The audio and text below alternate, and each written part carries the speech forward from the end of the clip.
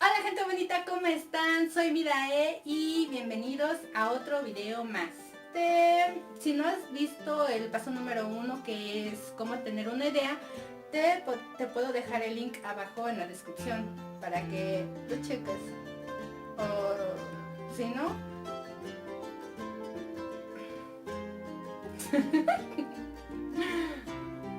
Bueno, una vez que ya tengas plasmado lo que se va a tratar, más o menos tu historia, que ya tengas, por ejemplo, la época, el género, bueno, etcétera, es hora de darle más peso, ya es hora de modificarlo un poco más, y esto es mejorando, y esto es creando la historia. Ya tienes una idea, ahora hay que crearla. Es decir, allá hay que tener una idea de en qué época se va a plasmar nuestra historia, si va a ser real o ficticia, los personajes que van a habitar, el mundo en que se va a desarrollar. Entonces ahora hay que desarrollar la historia. Esto tenemos que idear cuál va a ser nuestro principio y también cuál va a ser nuestro final. Estos dos son los que más nos interesan por el momento. Nada más el principio y el final. ¿Por qué queremos nada más que el inicio y final de nuestra historia? Esto es para no meternos en situaciones o en apuros donde no podemos salir. O simplemente para no contar una historia totalmente diferente de lo que habíamos planeado hacer. Así que un resumen ayudaría mucho a que no pierdas el hilo, para que no te metas en situaciones en las que no puedes salir, y eso ya lo dije. Bueno, es decir, para que tu historia sea más lógico.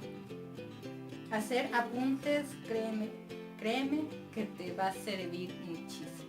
Y a este pequeñísimo resumen se le llama escaleta. Esta escaleta yo me lo imagino como un mapa con un punto de partida y un punto de llegada. Esto es lo que queremos nosotros hacer, para que al momento de escribir la historia sepas cómo terminarla sin tanto embrollo. Aquí no importa si lo que estamos escribiendo es un libro o un cómic, este paso es igual para todo. Sobre todo cuando escribes una novela larga o una novela gráfica. Esto créanme que es casi obligatorio. Bueno, hagan de cuenta que nosotros ya tenemos nuestro resumen, que va a ser el inicio. Todavía no se seca. Y no seca.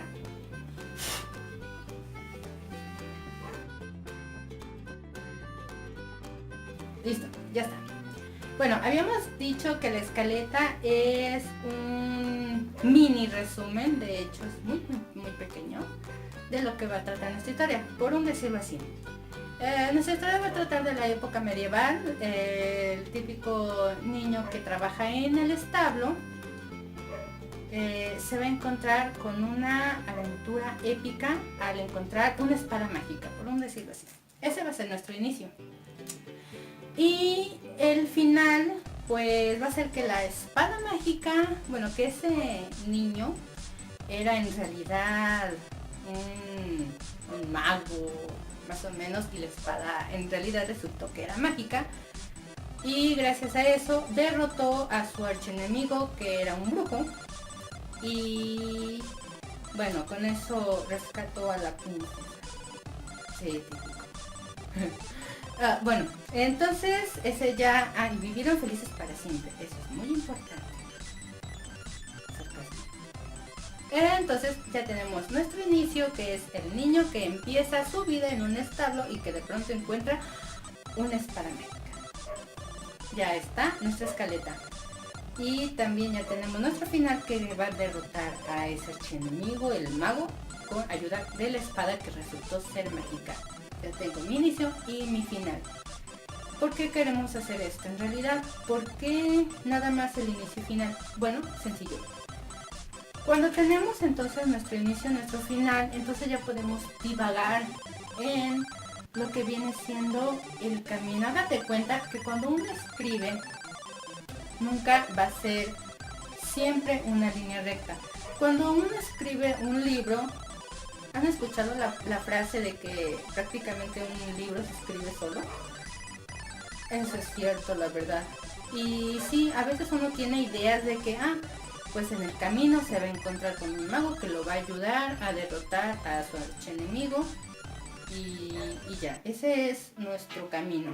Pero créanme que hay a veces de que uno divaga, a veces hasta se inspira por algunas razones, o al contrario, no hay inspiración. Entonces, ¿qué es lo que pasa? Sucede esto. Este es a veces el camino que en realidad uno toma.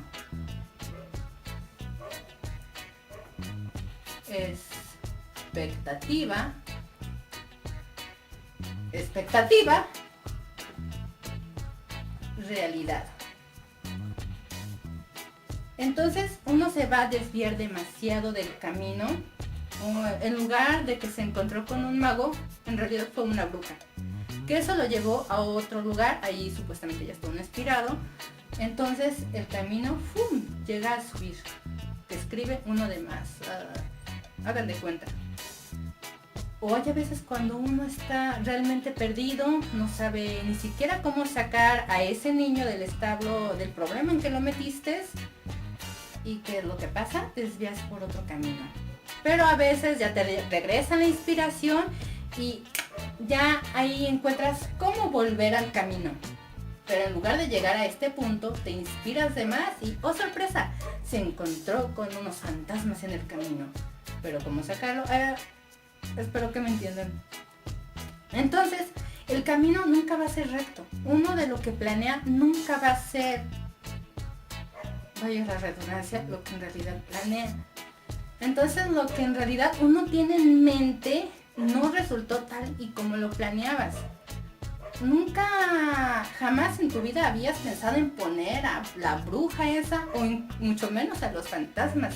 La bruja que por aquí apareció, agarró más fuerza o te agarró más inspiración que el mismo brujo.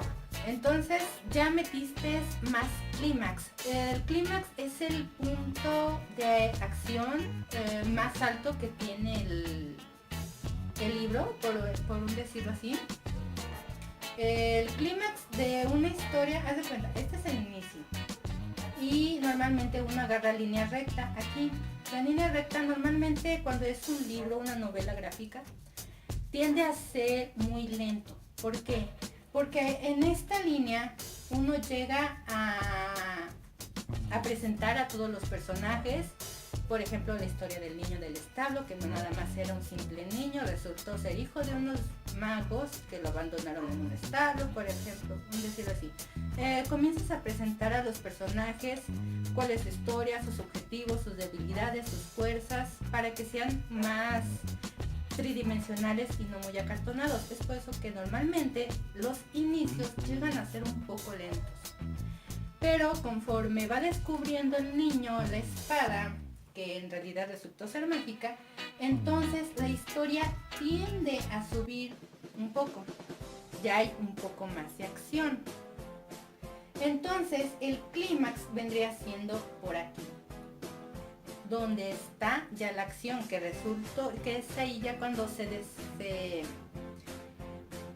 enreda, donde hay más conflicto en la historia. Entonces, todo esto, que es lo interesante de nuestra historia, debería de estar por aquí, que es el clímax, donde hay conflictos, donde hay enredos, donde hay suspenso. Y entonces la historia debe de aquí de bajar. Entonces, en este punto es donde ya los conflictos deben ya empezar a resolverse, donde el hilo ya debe de desenmarañarse. Y bueno, donde muchos puntos ya deben de aclararse.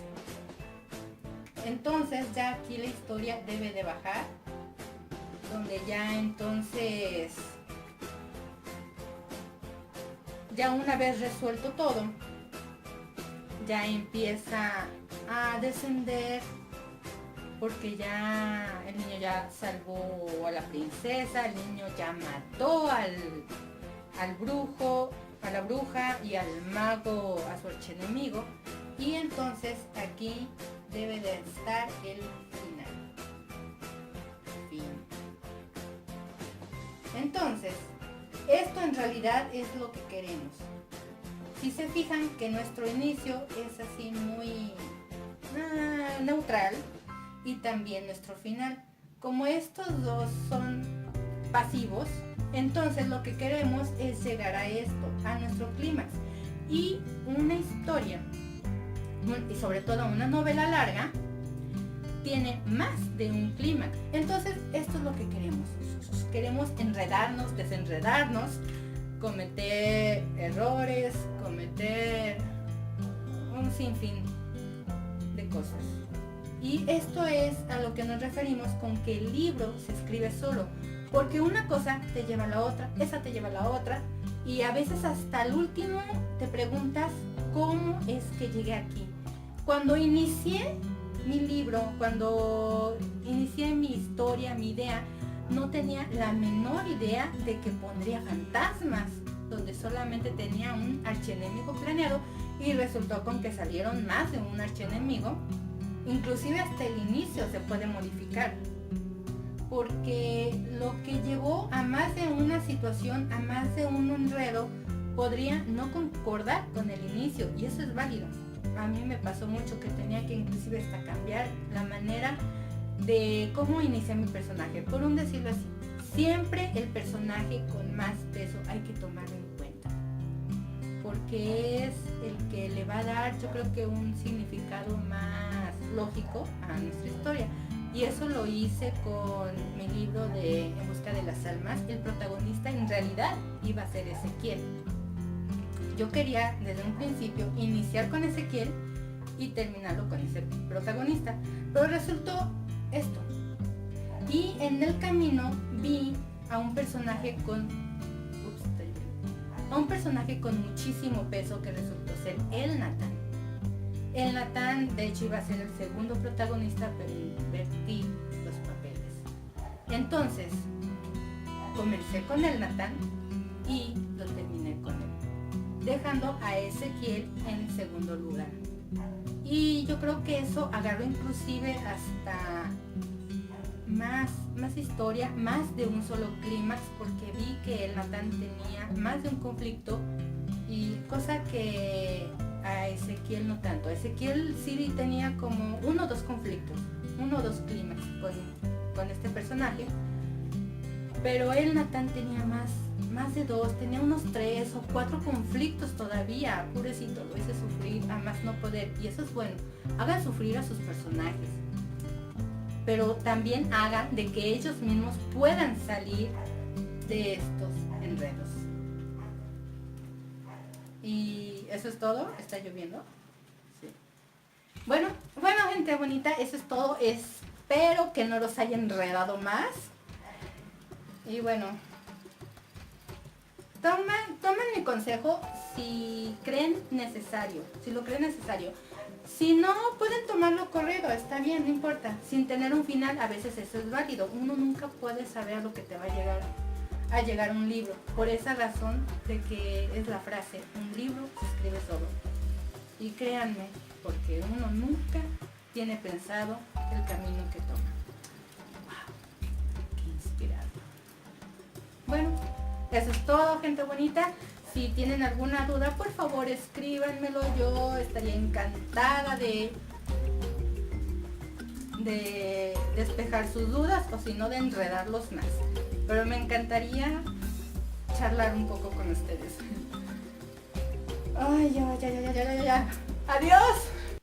O simplemente para no contar una historia con la que no teníamos pensado, pues. Uno más o menos... no, sécate.